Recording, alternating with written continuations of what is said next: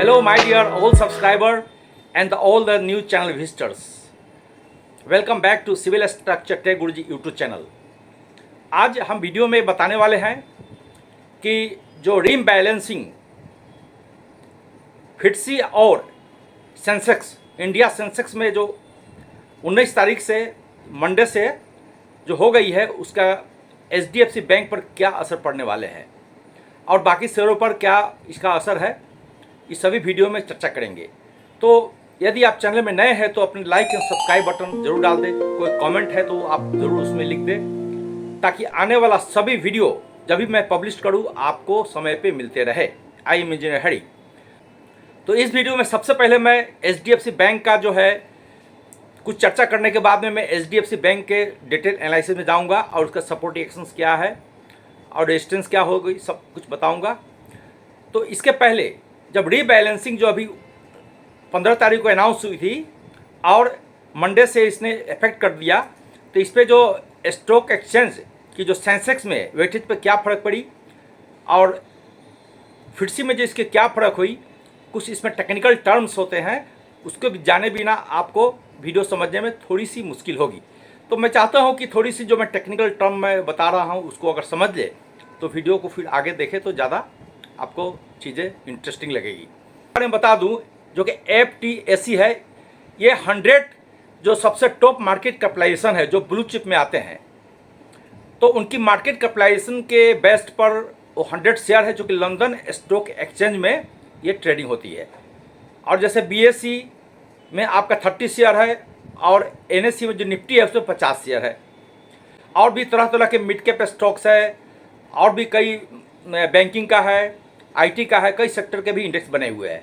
तो market cap वह value होती है जो कि आउटस्टैंडिंग शेयर है, जो मार्केट में कितनी शेयर आपके पास रन कर रही है मार्केट में और उसकी जो मार्केट प्राइस है वो क्या है। तो सब मिला करके आपको शेयर की price plus numbers of share मिला के मार्केट कैप हो गई। तो ये उतार चढ़ाव डेली बेसिस पे होती रहती है सभी एक्सचेंज में, चाहे न्यूयॉर्क हो, बॉम्बे हो, चाहे लंदन स्टॉक एक्सचेंज हो, बॉम्बे जो टॉप मार्केट कैपिटलाइजेशन है, तो सभी की तो एक नहीं होगी, अलग अलग मार्केट कैपिटलाइजेशन हो गए। मान लीजिए रिलायंस का भी नंबर 1 में है। HDFC बैंक जो है HDFC मर्ज होने के बाद में इसकी बहुत बड़ी मार्केट कैपिटलाइजेशन बढ़ गई क्योंकि इनके HDFC बैंक अपने आप में बहुत बड़ा था और उसके बाद HDFC जो कि लोन पर काम करता था वो भी मर्ज हो गए, तो वर्ल्ड के 4 या 5 पोजीशन में बन गई है और इंडिया के टॉप पोजीशन में बैंक बन गया नंबर 1।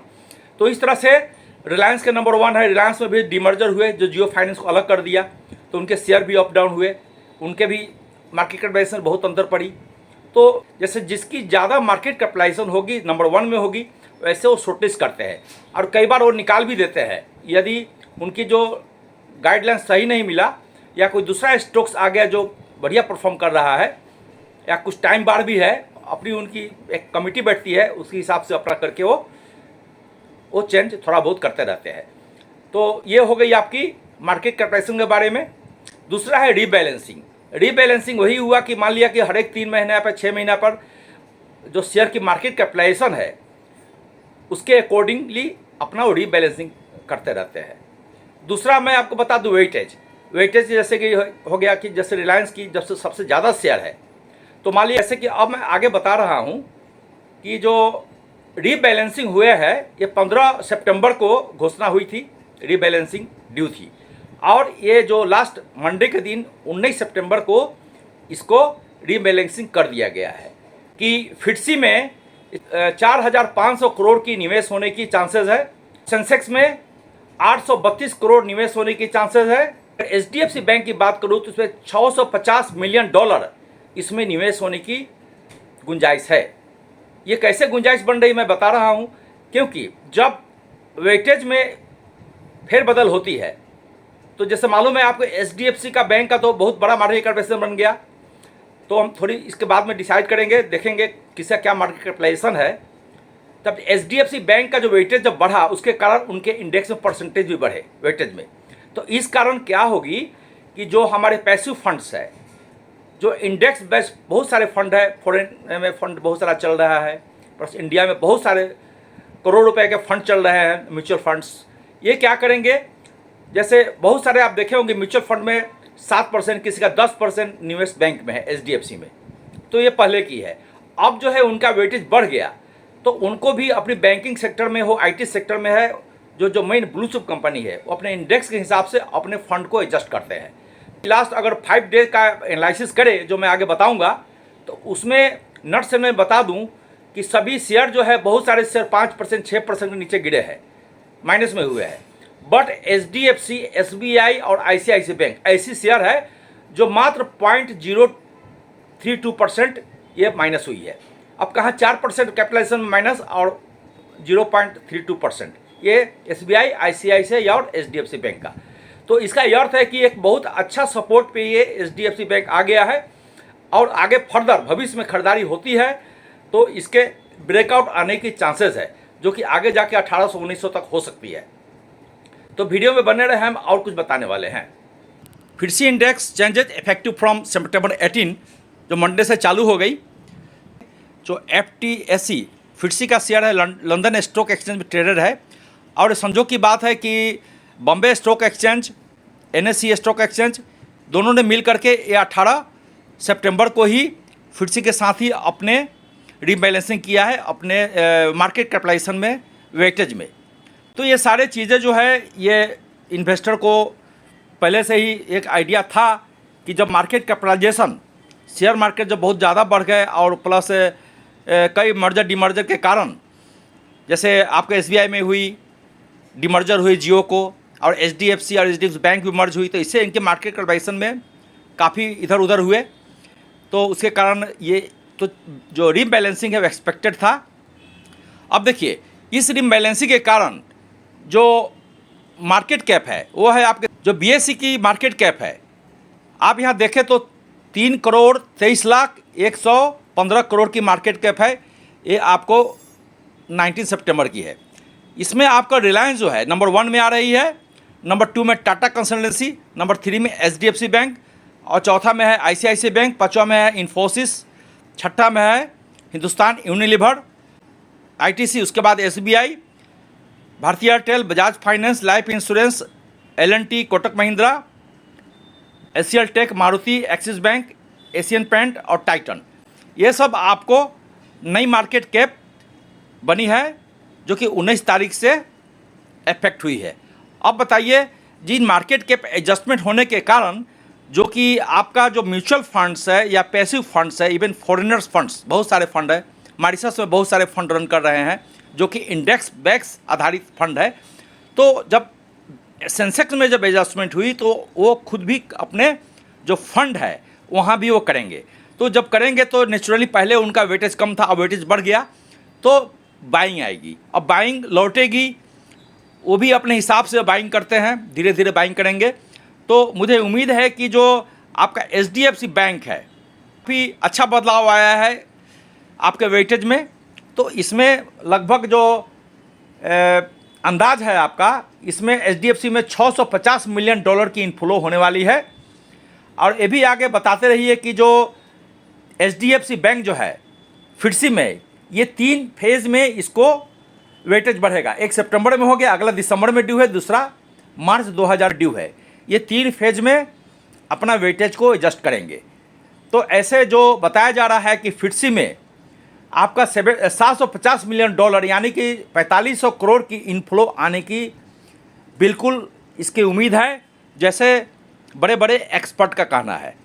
अब हम बता दें कि जो फिडसी में है उसमें कौन सा इंक्लूजन है, कुछ माइनस भी हुए हैं उसमें से। तो जो कैपिटल ग्लोबल है, Himadri specialist, JBM auto, Olectra green, rainbow hospital, safari, Titagarh railway, Usha Martin, ion exchange, Kirloskar oil. उसके बाद में आपका जो $10 मिलियन इनफ्लो आने की उम्मीद है, ऊपर में भी लगभग इससे ज़्यादा ही आने की उम्मीद है। उसमें आरबीएनएल है, डाटा पैटर्न है, Tamilnadu mercantile, Mazagon docks, NMDC, Ramakrishna फौज, अपार इंडस्ट्री। ये सब चीज़ों में वेटेज के कारण, वेटेज में जो रीबैलेंसिंग हुए हैं उसके कारण $10 मिलियन की फॉलो आने की बिल्कुल उम्मीद है। बट ये फॉलो कब होगी, ये फंड हाउस पर निर्भर करेगी, बट धीरे धीरे एडजस्ट करेंगे। वैसे ही जो इंक्लूजन हुई है फिडसी में AIA इंजीनियरिंग, उसमें $30 मिलियन की एक्सपेक्टेड इन्फ्लूजन आने की उम्मीद है। उसके बाद जो इंडिया कंपनी है, ये सब इंडिया की कंपनीज है। साइजेन है, उसमें $20 मिलियन इनफ्लो आने की उम्मीद है। जैसे जैसे वेटेज जितना बढ़ा है घटा है, उसके हिसाब से इनफ्लो भी फंड हाउस करेंगे। इसमें कई सारे दिग्गज कंपनी भी माइनस हो गए हैं, बाहर हो गए हैं। जैसे उसमें से इन्फोसिस है, इन्फोसिस को बाहर निकाल दिया गया है फिर से। अब आगे हम देखते हैं, थोड़ी सी आओ एनालिसिस देखते हैं। A noteworthy aspect of this changes is the substantial inflow of expected to from channel to HDFC bank, a key member of the Indian stock exchange. तो अब थोड़ा स्टॉक परफॉर्मेंस के बारे में बात करें कि इनका क्या रहा है लास्ट 5 डेज और 1 डेज का। तो लास्ट जैसे 19 तारीख को मंडे को अगर हम HDFC bank, ICICI bank, SBI को अगर हम तुलना करें तो HDFC बैंक जो है after merger with the HDFC अभी थोड़ी सी कंसोलिडेशन फेज में अभी आ रही है। कोई भी मर्जर के बाद में इसके इफेक्ट आने में थोड़ा सा टाइम लगते हैं। बट अगर एक दिन का देखें तो 1.96 है। ICICI बैंक बहुत कम गिरी और SBI ने प्लस में रहा।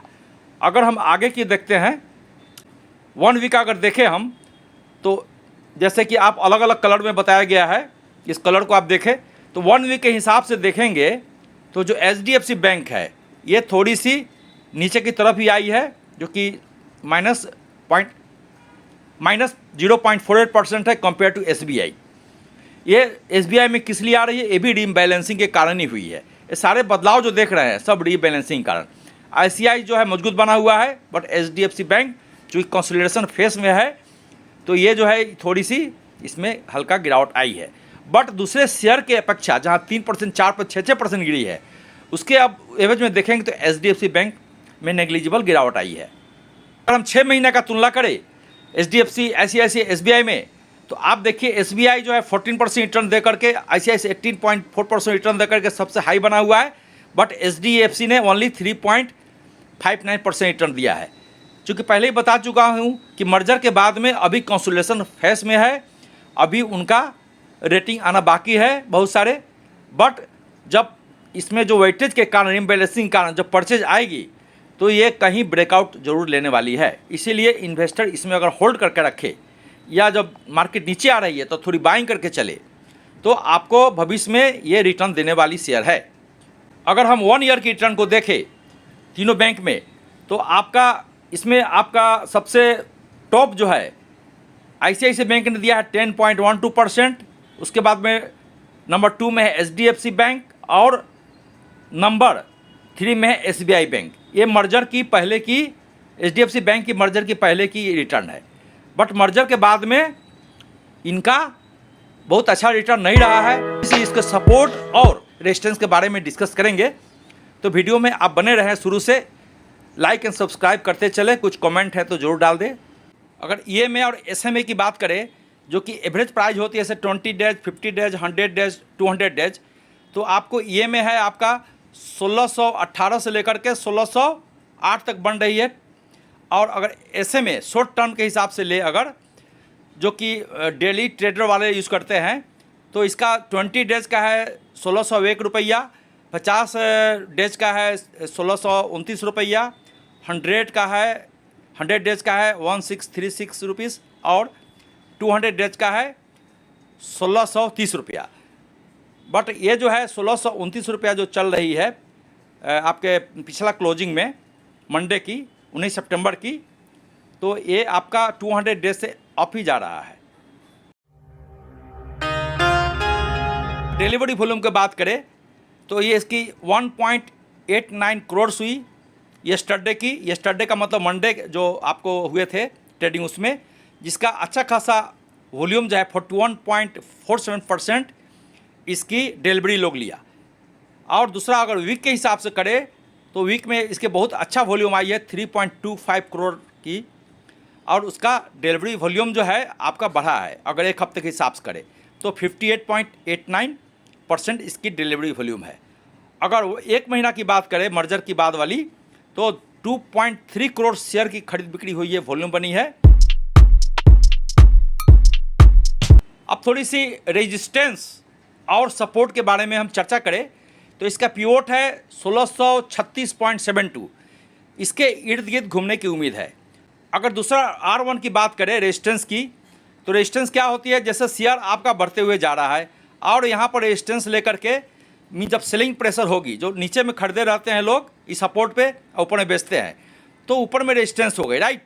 फिर आकर के यहाँ पर एक सपोर्ट लेगी और फिर ऊपर जाएगी, फिर यहाँ पर सेलिंग प्रेशर होंगे प्रॉफिट बुकिंग के कारण और फिर नीचे आएगी। तो रेजिस्टेंस और सपोर्ट, उम्मीद है ये चीज़ समझ गए होंगे। तो R1 जो है रेजिस्टेंस 1600, एक रेजिस्टेंस आ रही है 1647 की, जो कि वहाँ से शेयर गिरेंगे। दूसरा R2 आ रही है, टेक्निकल है ये 1665 की, और R3 है 1676 की। कभी कभी ये टेक्निकल फेल भी हो जाते हैं और रेजिस्टेंस को क्रॉस करके अगर बहुत ज़्यादा परचेज आ रही है, नोबडी नोज कौन सा फंड हाउस क्या करेगा, तो कभी कभी रेजिस्टेंस को तोड़ के ऊपर भी चले जाती है। बट ये टेक्निकल जो दिया हुआ है, एक्सपर्ट का दिया हुआ है, बहुत टेक्नोलॉजी से निकालते हैं, म्यूचुअल फंड वाले भी ये चीज़ वो देखते हैं। अगर सपोर्ट की बात करें तो नीचे गिरने के बाद में जो शेयर है, ये एक सपोर्ट आ रही है 1618 की, दूसरा आ रही है 1607 की, और एक आ रही है 1589 की। ये स्टॉप लॉस है डे ट्रेडर के लिए। और इन्वेस्टर भी अगर इसमें सपोर्ट को देख करके अगर निवेश करे तो उनका लॉस होने की चांसेस कम रहती है, क्योंकि जो मनी है ये बहुत मेहनत से ही आप कमाते हैं। तो जैसे सपोर्ट और रेजिस्टेंस है, थोड़ी सी आइडिया करके ही निवेश करनी चाहिए। ऐसा नहीं कि 10% बढ़ गया, 20% बढ़ गया, चलो खरीदो खरीदो खरीदो, ऐसा नहीं है। बहुत सारे शेयर में देखा गया है कि 20% बनाने के बाद में उसी दिन आपका एकदम माइनस में आ जाती है। और कई बार जो आज 2 दिन 20% 30% बढ़ा और उसके बाद जब सेलर के पाती है तो नीचे गिरते हुए चले जाते हैं, क्योंकि उसमें लोग जो बहुत नीचे में लिए हो रहते हैं वो बेचना चालू करते हैं। तो बहुत सावधानी के साथ ही इन्वेस्टर को निवेश करनी चाहिए। बट आप और गलत जगह आप स्टॉक को ले लिए तो घबराने की ज़रूरत नहीं है। अगर आप ब्लू चिप कंपनी का स्टॉक लिए हुए हैं अपने इन्वेस्टिगेट करके, तो अगर नीचे आती है तो थोड़ी सी बाइंग करके एवरेज बनाते चलिए, क्योंकि शेयर तो आगे जाएगी ही, में भी थोड़ा टाइम लगे। बट निवेशक जो है, जो रियल इन्वेस्टर है, उसको ज़्यादा दुखी होने की ज़रूरत नहीं है, क्योंकि आपने ब्लू चिप कंपनी को ले रखा है। उम्मीद है जो मैंने आपके जानकारी दी वो आपके काम आएगी। तो HDFC बैंक में जैसे उम्मीद करते हैं एक अच्छा ब्रेकआउट आने की उम्मीद है, तो इसमें थोड़ी वेट वॉच करें। रिबैलेंसिंग के कारण इसमें असर तो ज़रूर आएंगे, 100% है, बट ये थोड़ी धीमे गति से भी आ सकती है, क्योंकि रिबैलेंसिंग के बाद में सारे फंड हाउस अपने एडवाइज़र से सलाह लेकर के ही निवेश करते हैं। तो इसमें थोड़ी सेल परचेज इसमें कुछ दिन के लिए अभी हलचल इसमें रहेगी, बट ये इसमें आगे की ओर अच्छी तेज़ी देखी जा रही है। Thank you very much. Channel को लाइक एंड सब्सक्राइब करें। यदि आप नए हैं तो अपने कमेंट डाल दें, कुछ रह गया है तो। Thank you very much. I am engineer Hari. Jai Hind. Watch more at my YouTube.